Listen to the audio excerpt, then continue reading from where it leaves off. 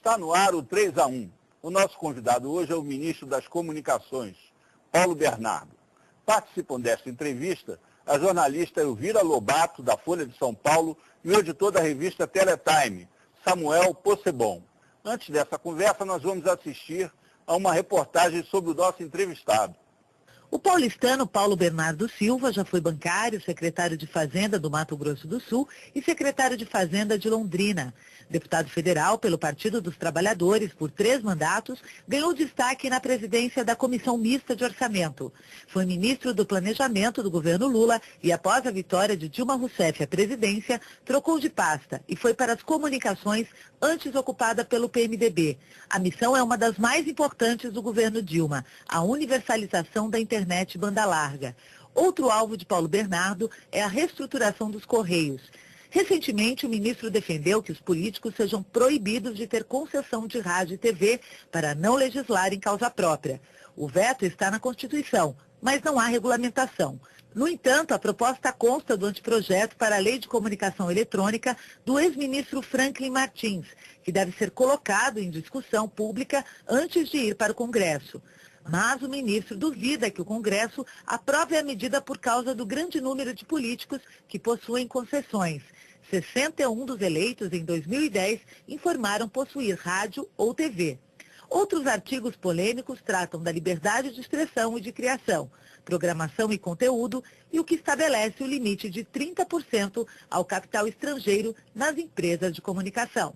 Ministro, há uma discussão instalada desde o governo passado, por iniciativa inclusive do ex-ministro Franklin Martins, que é essa questão do novo marco regulatório das comunicações. Existe vamos dizer assim, uma base objetiva para essa discussão, que é o fato de que as empresas de telefonia, elas estão entrando na área de comunicação, na multimídia, com a mídia digital, com a internet, e movimentam um volume muito maior de recursos do que a radiodifusão. Quer dizer, a convergência de mídias, de certa maneira, demanda uma discussão com relação a isso. Como é que o senhor está tratando essa questão? Bem, o ministro Franklin Martins entregou o projeto no estado em que ele, até onde ele conseguiu chegar. Além disso, participei de várias reuniões onde foram discutidos os temas envolvidos, e essa questão que na área técnica se chama de convergência de mídias, quer dizer, daqui a pouco nós vamos estar com o celular recebendo rádio, recebendo televisão, e nós achamos que é importante que isso seja regulado, quer dizer, que se diga o que é que pode ser feito, o que é que não pode ser feito. Além disso, tem uma área já de disputa, vamos chamar assim, de mercado entre as empresas de telecomunicação e as empresas de televisão, que é o mercado de TV a cabo, onde algumas empresas de telecomunicações já atuam e outras que não atuam querem atuar também, e há claramente uma disputa grande em torno dessa questão. Além disso, mas não é só isso, Azedo, tem também questões ligadas a conteúdo. A Constituição diz que as televisões devem manter um percentual, manter um patamar determinado de produção nacional na sua programação. As TVs nacionais têm que veicular produções nacionais, desculpe, com conteúdo regional também, não pode ser só uma programação nacional. Tem discussão sobre a produção independente, pessoas que podem, empresas podem produzir programas e veicular na programação das televisões. Então, todas essas questões me parece que são importantes de serem discutidas, ou a alternativa seria o mercado ir se resolvendo.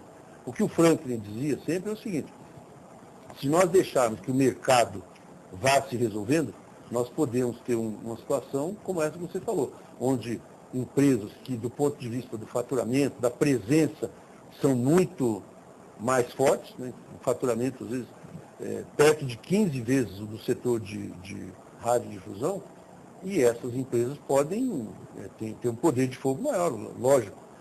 Eu acho que essa discussão nós temos que enfrentar com tranquilidade. Eu acho que ela é importante. Tem 4 ou 5 artigos na Constituição que tratam da questão de mídia e que estão aí, que nunca foram regulados. Quer dizer, eu acho que é importante nós tratarmos. O Franklin, entretanto, quando me entregou o projeto, disse, olha, o projeto não está acabado. Nós temos que fazer o arremate, vamos dizer assim. Acho que, como ele mesmo disse, um projeto que para em pé, está em condições de ser debatido. Agora, nós, no governo, vamos examinar tudo. Eu pego o bonde andando, quero me inteirar de todos os pontos, até porque é um debate sensível, não é uma coisa corriqueira. Eu acho que é importante. E também, acho que nós vamos ter que discutir algumas questões, por exemplo, vai ser um projeto só para regular todos os artigos, ou nós vamos fazer regulação por pontos, né? A opção que o Franklin conduziu, assim, é um grande... começar a fatiar o projeto agora na entrevista, tratando de cada vez. Um grande projeto abarcando todas as questões. O risco que há numa opção como essa é o projeto passar anos no Congresso. Né? Nós temos inúmeros casos de legislação, questão, por exemplo, o Código de Direito Civil, que foi aprovado recentemente, ficou a questão, por exemplo, da telefonia, não há um risco, se com a convergência de mídias, não há um risco de desnacionalização desse setor, diante da disparidade de capital, é coisa assim de 160 bilhões, um mercado de 160 bilhões engolindo deve chegar ao que, uns 30 no máximo? Pouco mais. 60 bilhões, mais ou menos. Eu acho, Azevedo, isso é uma discussão para ser feita.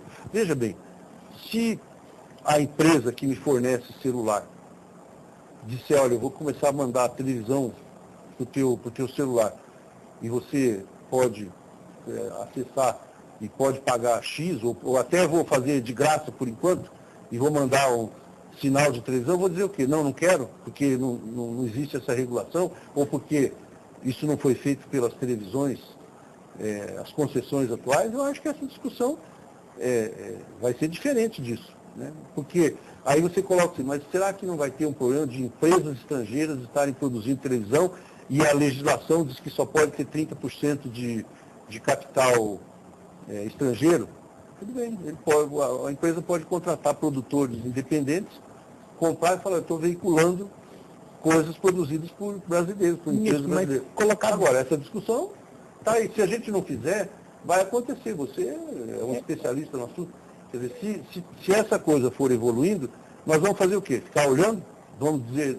É que eu acho que existe uma questão que talvez seja até anterior a esse debate sobre a convergência, sobre o risco do atropelo que a convergência impõe aos grupos de comunicação, aos grupos de radiodifusão e de telecomunicações, que é justamente a discussão sobre a concentração da mídia no Brasil. Né? Esse debate sobre uma lei de comunicação eletrônica é muito anterior, vem desde a época do ministro Sérgio Mota, lá em 97, 98, e passa por aí. Porque o setor de mídia, o setor de radiodifusão, não é um setor regulado no Brasil, apesar de ser uma concessão pública, mas ele não é regulado. Né? O Ministério das Comunicações tem uma função praticamente cartorial ali de controlar as outorgas, mas não existe uma regulação efetiva, uma regulação econômica.